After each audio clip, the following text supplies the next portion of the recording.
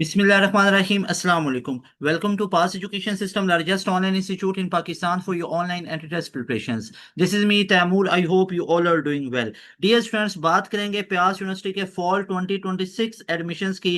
प्यास यूनिवर्सिटी ने अपना तमाम शेड्यूल जारी कर दिया है। अगर आप तमाम बच्चों को नहीं पता तो मैं बताता चलूं, प्यास यूनिवर्सिटी का पहला राउंड हो चुका है जो कि आज 12 अप्रैल को हुआ। और जो प्यास यूनिवर्सिटी का दूसरा राउंड है वो आप लोगों के पास आ रहा है 14 जून को। और जो इसका तीसरा राउंड आएगा प्यास यूनिवर्सिटी का वो आप लोगों के पास आ रहा है 12 जुलाई को। तो वो तमाम बच्चे जो प्यास जैसी यूनिवर्सिटी पाकिस्तान की नंबर 1 यूनिवर्सिटीज में से एक यूनिवर्सिटी है इंजीनियरिंग के लिए, आप लोग इसको प्रेफर कर सकते हो और इसमें एडमिशन लेना चाहते हो तो उसके लिए हमारा न्यू बैच स्टार्ट हो रहा है प्यास यूनिवर्सिटी के राउंड 2 और 3 के लिए।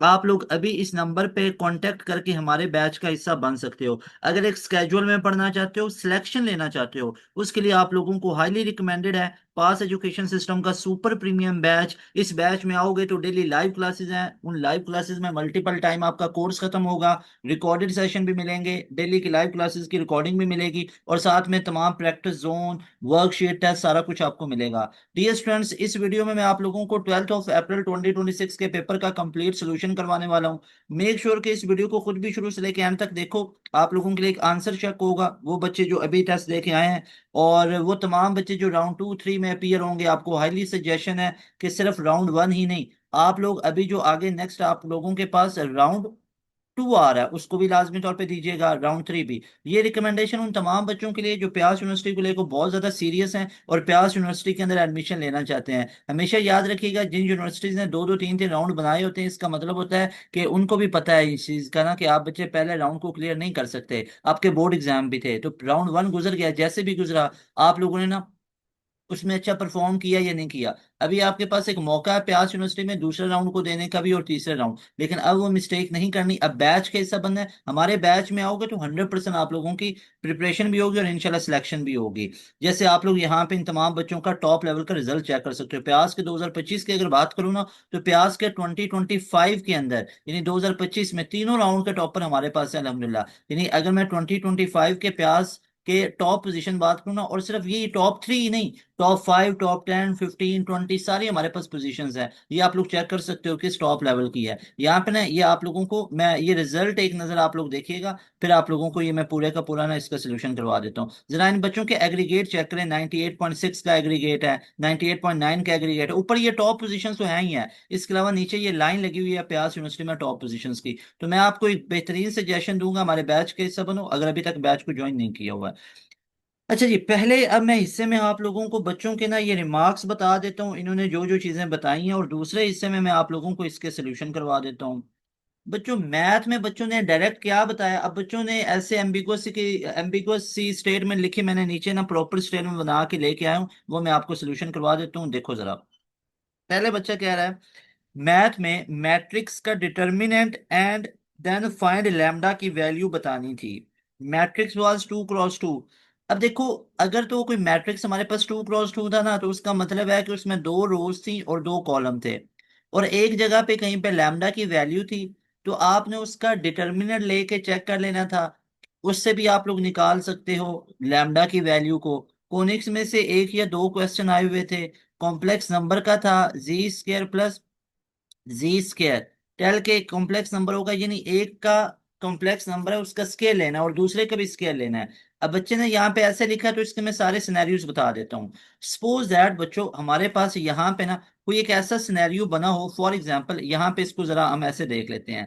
हमारे पास कोई सिनेरियो बना हो जिसमें हमारे पास एक कॉम्प्लेक्स नंबर है जी बराबर है a + i b।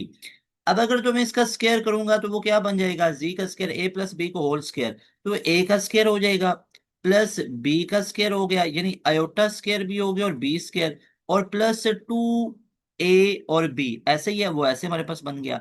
अब जरा सोचने वाली बात है, ए स्केयर आयोटा स्केयर -1 होता है तो ये -b हो गया, -b का स्केयर हो गया, और आगे 2 × a और b लिखा हुआ है तो ये हमारे पास 2ab आयोटा हो गया। तो यहाँ पे आप लोग चेक कर सकते हो, ये हमारे पास इसका क्या बन जाता है, रियल पार्ट, और जिसमें आयोटा होता है ये हमारे पास क्या बन जाता है, ये हमारे पास बन जाता है इसका इमेजिनरी पार्ट। फिर है कॉम्प्लेक्स रियल इमेजिनरी, एक इस तरह का था। फिर कॉट इनवर्स एक्स की वैल्यू हमारे पास इक्वल टू फार्मूला मैं बता देता हूँ। हमारे पास अगर तो tan इनवर्स x का पूछा जाए तो वो होता है 1/1 + x²।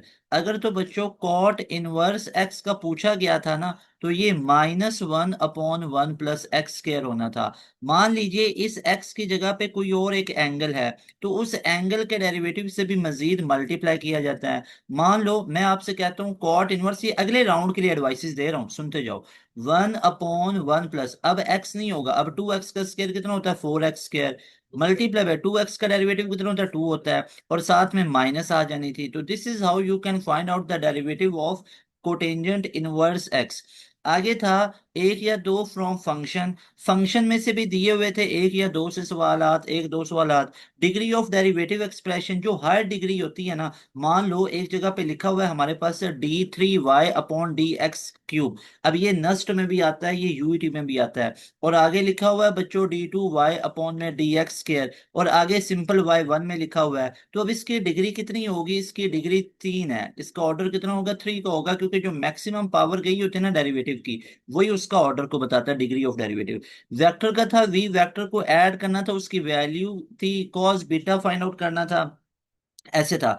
अगर तो वेक्टर एडिशन आ जाए ना हमारे पास, तो याद रखो वेक्टर एडिशन को सिंपली आप लोग ऐड कर लो, आई वाला आई, इसी तरह करके आप लोग ऐड कर सकते हो। उसके अलावा आप हेड टू टेल रूल से भी ऐड कर सकते हो। मैट्रिक्स को ऐड करना हो तो उसमें ऑर्डर सेम होना चाहिए, तभी एडिशन होता है। फिर ये क्वेश्चन करवा चुका हूँ। अच्छा, अब ये बड़ा मजे का क्वेश्चन है कि a-b बराबर है a के। तो जरा सोचो, a के वो एलिमेंट जो b में नहीं है, वो सारे का सारा सेट a इटसेल्फ आ गया। तो इसका मतलब है कि ये दोनों के दोनों डिसजॉइंट सेट हैं। डिसजॉइंट बच्चे सेट वो होते हैं जिनमें कोई भी एलिमेंट आपस में कॉमन नहीं है। यानी अगर आप इनका इंटरसेक्शन लोगे तो वो फाई आएगा। तो ऑब्वियसली मेरे पास सी ऑप्शन में ये चीज गिवन है, तो मैंने सी को चूज कर लेना था। मेरी बात समझ आई है? यानी कि देखो ना, a-b आपने किया। अब इसकी एग्जांपल आप ऐसे ले लो, मान लो अगर मैं ए सेट ले लूं 1 2 3, और इसी तरह अगर मैं एक बी सेट ले लूं दैट इज 4 5 6, ये 4 5 ले लिया। मैं आपसे कहता हूं मुझे a-b निकाल के दो, यानी ए के वो एलिमेंट जो बी में नहीं है। तो आप बोलोगे ए के तो ये सारे ही एलिमेंट बी में नहीं है, तो a-b क्या आ जाएगा 1 2 3 आ जाएगा। अब ये बात तो समझ में आपको आ गई ना कि ये 1 2 3 हमारे पास सेट ए ही आया। तो क्या मैं इसको ऐसे लिख सकता हूँ कि a-b किया और इसका आंसर ए सेट के ही इक्वल आया। अब इससे एक नई चीज आपको ये पता चली कि अगर आप इनका कॉमन निकालोगे, ए इंटरसेक्शन बी निकालोगे, क्या ए और बी में कोई कॉमन है? नहीं है, तो ये एम्प्टी सेट आ गया। Got it? फाई आ गया। So that is why C option is the right option. जिन बच्चों ने सी लगाया था उनका 100% ठीक है। अब मुझे नहीं पता आपके पेपर में ये सी पे लिखा था या ए बी में लिखा था, इस बच्चे ने ये सी पे लिखा, तो एमसीक्यूज यही था, ऑप्शन यही थे, ठीक है।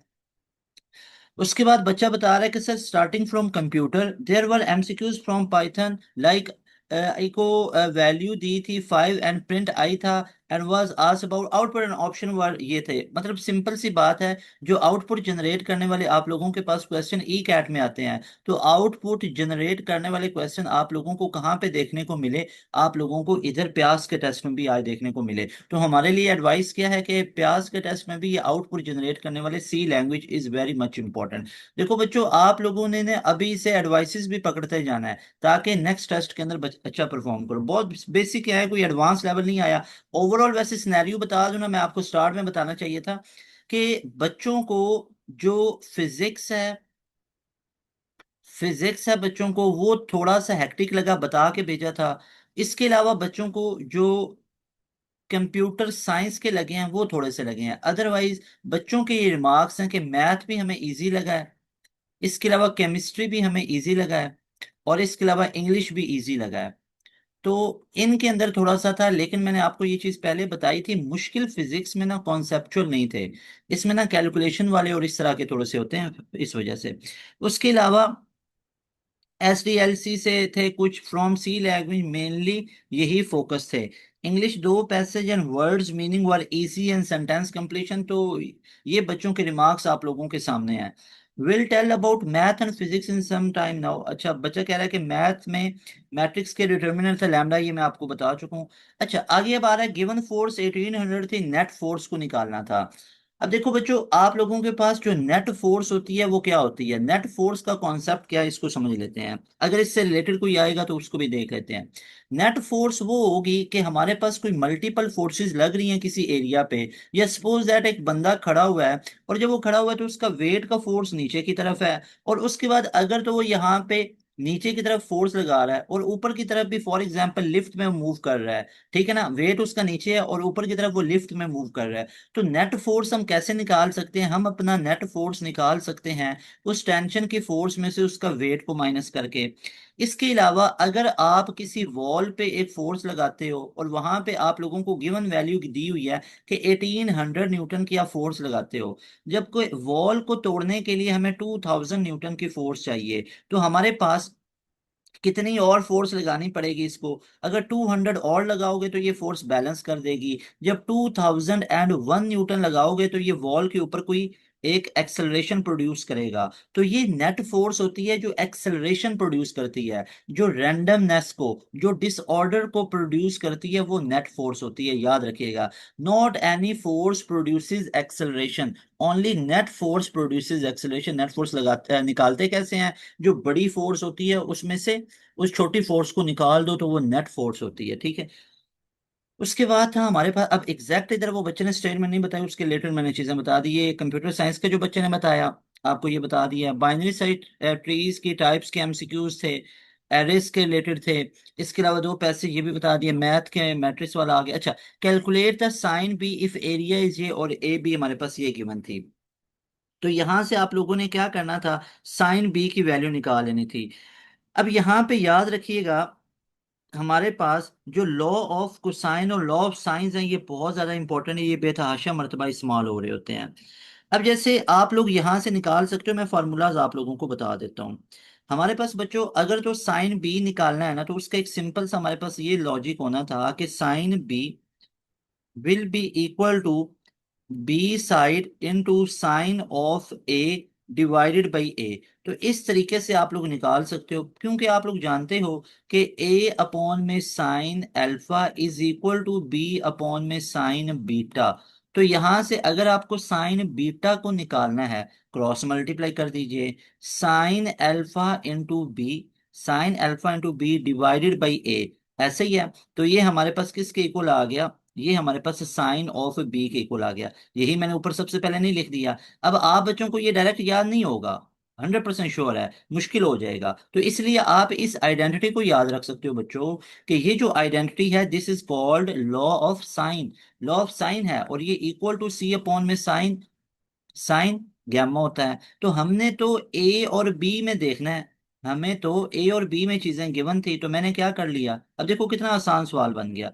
ए भी गिवन है, बी भी गिवन है, और यहाँ पे एरिया भी गिवन था। तो इस तरीके से आप लोग ए और बी को यूज करके, और अगर एंगल गिवन था उस तरीके से आप लोग निकाल सकते हो। तो इस तरीके से आप लोग ये तमाम की तमाम वैल्यूज को भी निकाल सकते हो लॉ ऑफ साइन की मदद से। अगर एरिया था तो वहां पे ए बी सी गिवन है, तो आप लोग एरिया ऐसे निकाल सकते हो, उसका भी तरीका बता देता हूँ। एस इंटू एस माइनस ए, एस माइनस बी और एस माइनस सी। अब लोग एस कैसे निकालेंगे? तो तीनों साइड को ऐड करके टू पे डिवाइड। तो ये सारे फॉर्मूलाज बता दिए। अब आप लोग जानते हो कि आपके क्वेश्चन में एग्जैक्ट किस तरह की चीज आई हुई थी। वेक्टर ए हमारे पास है, बी है projection of A on B. ये कॉन्सेप्ट मैं बार बार अपनी वीडियोस में भी बताता हूँ कि जिसके अलोंग आ रहा हो उसकी मैग्नीट्यूड पे डिवाइड किया जाता है। तो अब देखो प्रोजेक्शन ऑफ ए, हमारे पास प्रोजेक्शन ऑफ ए, तो ऊपर तो ए डॉट बी ही निकालना है, और नीचे जिसके अलोंग कहा हो उसकी मैग्नीट्यूड पे डिवाइड कर लेना है। अब ए वेक्टर हमारे पास कितना था? आई प्लस के, और ये था जे और माइनस। तो मैं लिख लेता हूं कि ए वेक्टर हमारे पास क्या है? आई प्लस के। हमारे पास बी वेक्टर कितना है? दैट इज जे माइनस के। तो बच्चों ऊपर डॉट ले लो। डॉट का मतलब क्या होता है? आई वाला आई से होगा, जे वाला जे से होगा, के वाला के से। तो आई वाला अब आई से होगा, तो इधर आई तो नहीं है, तो 1 इंटू 0 कितना हो जाएगा? 0 हो जाएगा, फिर प्लस का साइन। अब देखो, क्योंकि आई डॉट के करोगे तो उनमें एंगल ही 90 बनेगा, कॉस ऑफ 90 तो 0 होता है, तो सेम सेम को करना है। अब जे वाला 0 से करोगे, इधर जे नहीं है तो उधर जे है वो भी 0 हो गया। अब आगे के का करोगे तो के 1, और ये -1, तो आंसर आ गया -1। Got it. और नीचे b की मैग्नीट्यूड, तो 1 का स्क्वायर और -1 का स्क्वायर +1, तो ये बन गया √2, और ऊपर हमारे पास -1 और नीचे बन गया √2। So this is how you can find out projection of a along b। अगर वो इधर से बच्चों एंगल पूछ लेता, क्या पता एंगल पूछो, इस बच्चे ने तो यही बताया कि यहाँ पे प्रोजेक्शन ही निकालना था, अगर वो एंगल पूछा होता, ठीक है, तो एंगल कैसे ले लेना था। अब आप लोगों के पास ये पूरा यहाँ पे निकला, उसके लिए आप लोगों ने यूज कर लेना था a.b बराबर है ab cos ऑफ थीटा। तो थीटा हमारे पास क्या आ जाना था, a.b, और नीचे हमारे पास आप लोग चेक कर सकते हो ए बी की मैग्नीट्यूड पे डिवाइड कर देना था, और बाद में आप लोगों ने उसका कॉज ऑफ इनवर्स ले लेना था, जो भी आंसर आना था इस पूरे का। सही है, तो इस तरह आप लोग एंगल भी निकाल सकते थे। उसके बाद बच्चा बता रहा है कि हाफ लाइफ टॉपिक से था, एक्टिव पैसिव पूछे हुए थे, फिर ये नेगेशन वाले क्वेश्चन आप लोगों के पास थे। अब उसका मैं आप लोगों को बता देता हूँ। एक हमारे पास होता है इनवर्स, इनवर्स का मतलब होता है सिर्फ और सिर्फ साइन चेंज कर दो। अब एक कन्वर्स हमारे पास, और एक उसमें पोजीशन चेंज कर दो, कंट्रा पॉजिटिव में पोजीशन और साइन दोनों चेंज कर दो। Find value of alpha from two cross two matrix, choose graph of mass and distance with respect to earth. फिर पाइथन प्रोग्रामिंग क्वेश्चन 3 थे, सी लैंग्वेज के भी थे।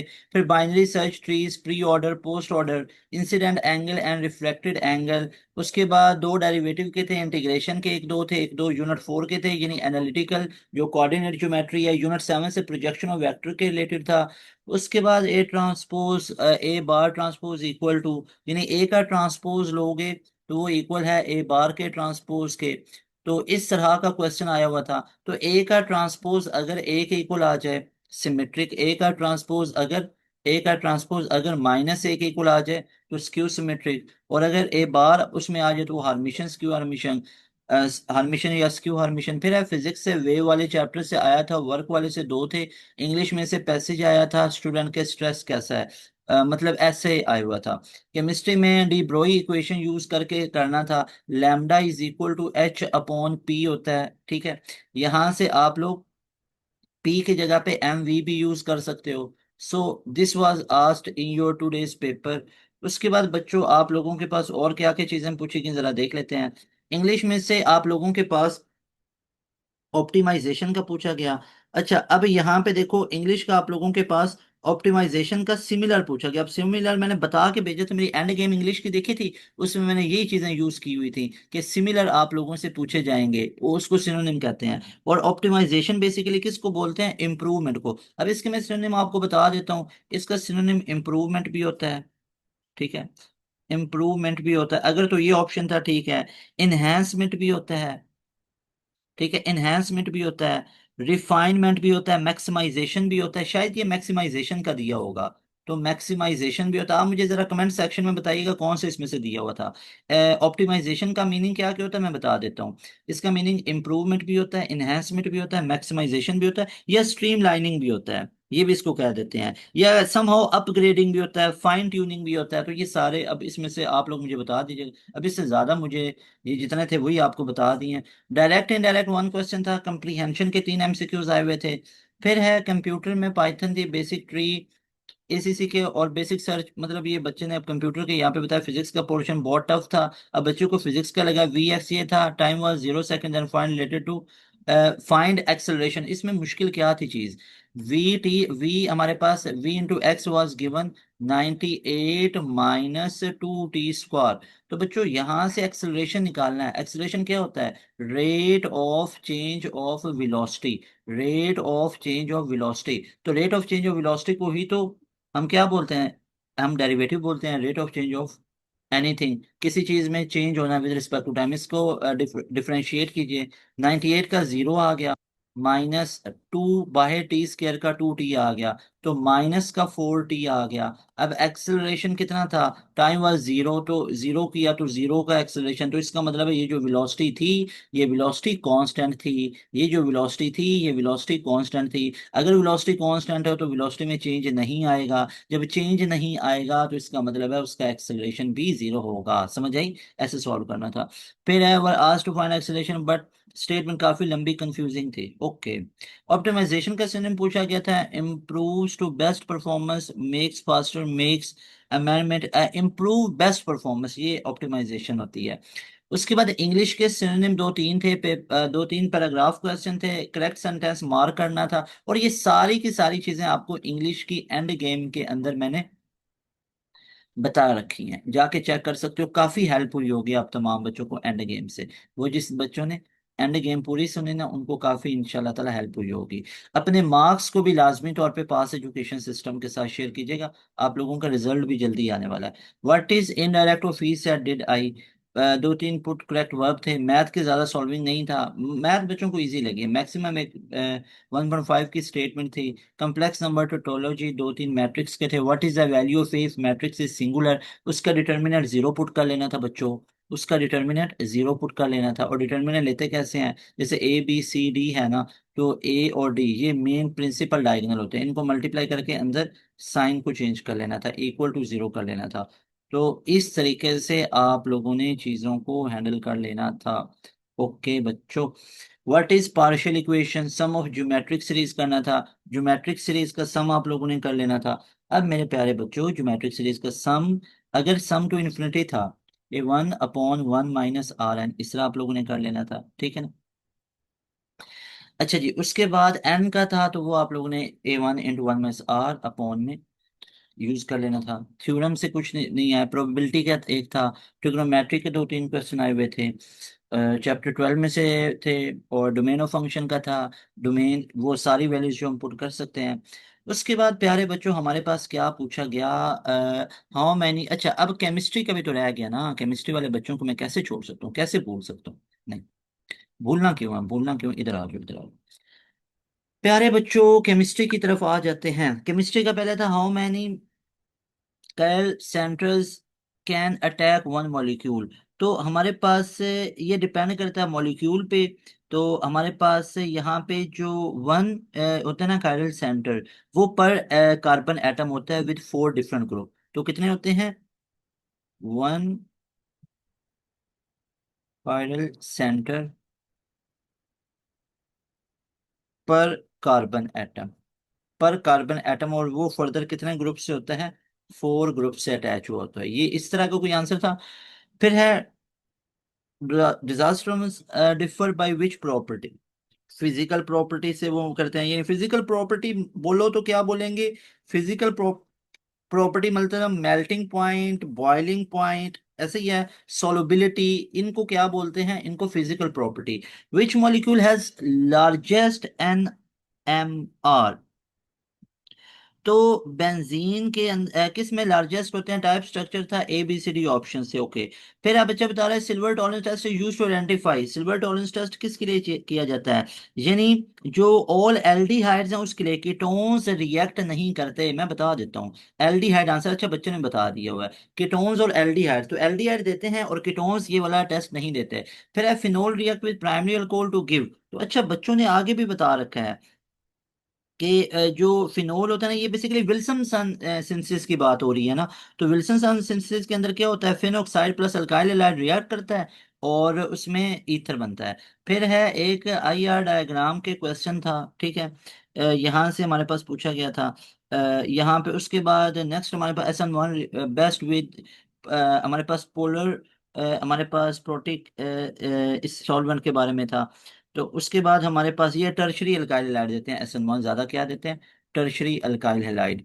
उसके बाद बच्चों हमारे पास NaCl क्यूबिक सेल, ऑप्शंस वर AB AB2, और इस तरह का क्वेश्चन हमारे पास दिया हुआ था। तो ये किस रेशो में होते हैं, ये 1:1 में होते हैं NaCl के अंदर। उसके बाद सिस ट्रांस ऑफ एग्जाम्पल इस तरह पूछा हुआ था, तो ये ज्योमेट्रिक आइसोमेरिज्म होना था बिल्कुल। आगे बच्चों ने अच्छा आंसर भी बता दिया, क्या कमाल के बच्चे हो, एंड गेम लगता है देख के गए थे। FeCO5 ज्योमेट्रिक इसमें से था। Iron pentacarbonyl has a trigonal bipyramidal geometry, अच्छा आगे वो भी बता दिया। एलिमिनेशन रिएक्शन के बारे में था। उसके अलावा हेक्सा अमाइन जो कोबाल्ट 3 हमारे पास है विद फार्मूला, इसका पूछा हुआ था हमारे पास। ओके हो गया, इसका फार्मूला हमारे पास पूछा हुआ था। और अच्छा इसका हमारे पास फार्मूला बनना था, दैट वाज ये नीचे दी दी है, CONH3 6 CrCN6। उसके बाद है एक था हमारे पास इधर ज्योमेट्री का मतलब ये बच्चे के telling the chromatography is, chromatography के बारे में पूछा गया था। Rate of reaction depend on reaction mechanism. फिर प्लेट टाइम इतना था, बेस विड्थ इतनी थी, कॉलम इतना था। फिर कॉलम एफिशिएंसी निकाल लेनी थी, ठीक है। कॉलम एफिशिएंसी के बारे में था। तो ये थ्योरेटिकल जो होती है ना प्लेट्स, उससे निकाली जाती हैं। फिर हमारे पास नेक्स्ट पूछा गया electrophoresis, which of these is eluted first, ये पूछा गया था। फिर in which electrode reduction occurs, cathode के ऊपर होती है। O H hydroxide is also strong activating and ortho para directing group. उसके अलावा which of the following has no D electrons, MnO4। अच्छा, बच्चों ने आगे खुद ही आंसर बता दिए। मैं an ideal gas behave best high temperature and low pressure. Okay जी बच्चों, इंग्लिश के लास्ट में बच्चों ने बता दिया, सही हो गया, very best very best. So this was all about your Pyas University math, physics, English, computer, chemistry. Got it? ये आप लोग, और अंदर कुछ आप लोगों के पास ये क्वेश्चन और भी थे बेसिक मैथ के रिलेटेड। बच्चों अगर तो आप लोग प्यास यूनिवर्सिटी की एक प्रॉपर वे में तैयारी करना चाहते हो, अगर आप लोग भी चाहते हो कि इन बच्चों की तरह, ये इन बच्चों की तरह आप भी राउंड 1, राउंड 2, राउंड 3 में टॉप करो, so there is need to join our super premium batch. इसका आप, इसके लिए आप लोग हमारे बैच का हिस्सा बन सकते हो। अब हमारे बैच में आने के लिए आप लोगों के पास ये नंबर गिवन है, इस नंबर पे अभी कांटेक्ट करो, आज ही इस नंबर पे कांटेक्ट करके अपनी फीस सबमिट करवाओ, 7,000 जो कि वन टाइम पे करनी है। और उसके बाद आप लोग हमारे बैच के हिस्सा बनोगे। अब मिलेगा क्या हमारे बच्चों, बैच में आने का सबसे बड़ा फायदा होता है कि डेली बेसिस पे लाइव क्लासेस होती हैं। अब उन डेली लाइव क्लासेस के अंदर आप लोगों को पता है क्या मिलता है, डेली लाइव क्लासेस में आपका जो पूरे का पूरा कोर्स है ना, वो आपका मल्टीपल टाइम रिवाइज करवाया जाता है, खत्म करवाया जाता है। अब सोचो डेली लाइव क्लासेस चल रही हैं शाम 7 से लेकर रात 11 बजे तक। अब तो आप पेपर से भी फ्री हो चुके हो, बोर्ड इससे फ्री हो चुके हो, कॉलेज से भी। डेली लाइव क्लासेस में मल्टीपल टाइम कोर्स रिवाइज होगा। सबसे बड़ा फायदा मिलेगा कि ये बोर्ड फ्रेंडली बैच है। जिन बच्चों ने अभी बोर्ड के एग्जाम देने हैं तो आपको बोर्ड की भी तैयारी साथ साथ करवाई जाएगी,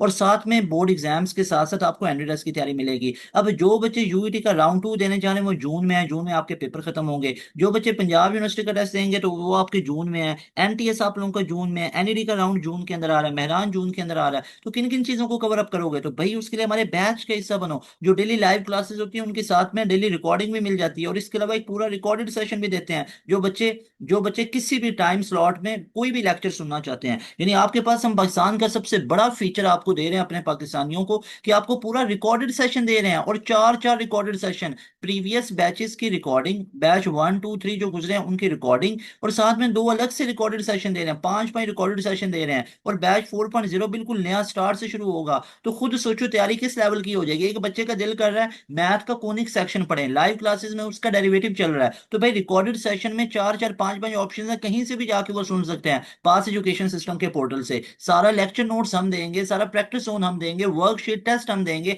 तभी तो इन बच्चों के इस लेवल के रिजल्ट आ रहे हैं। मेरे भाई लेट नहीं करना, अभी इस नंबर पे अपनी फीस सबमिट करो। हमारे बैच में आने की लास्ट डेट जो है वो 13 है। याद रखिए, जो बच्चे 12 हमने लास्ट डेट रखी थी बच्चों का प्यास का टेस्ट था, तो ये 13 हमारी लास्ट डेट है बैच में आने की। अभी इस नंबर पे राब्ता करके हमारे बैच का हिस्सा बनो। अगर तो वाकई में सिलेक्शन लेनी है और मल्टीपल ऑप्शन, और ना सिर्फ इसमें प्यास का ये बैच ही सिर्फ नहीं है, इसमें प्यास के तो राउंड 2 3 की तैयारी होगी ही होगी, लेकिन साथ में बच्चों यूईटी का ई कैट तैयार हो जाएगा। बच्चों इसमें आप लोगों के पास मेहरान एनईडी की तैयारी हो जाएगी, इसमें फास्ट यूनिवर्सिटी आगे आ रही है उसकी तैयारी हो जाएगी, जीके का टेस्ट आ रहा है, स्कॉलरशिप की तैयारी। मेरे भाई जीके के अंदर टॉप पोजीशंस हैं। कैसे, इधर आओ जरा, मैं आपको ओवरऑल टॉपर आज दिखाता हूँ। जरा हमारे आप ओवरऑल टॉपर को जरा चेक करो। फास्ट के ओवरऑल टॉपर 95.78, माशाल्लाह हुसैन रजा कुरैशी फ्रॉम आवर बैच, ये हमारे बैच का बच्चा है। और यहाँ पे नस्ट के एनईडी के आप लोग टॉपर चेक करो। ओवरऑल ये जीकी, पीयू, यूईटी, इन सब में, एमडी कैट में, सब में टॉप पोजीशंस हैं।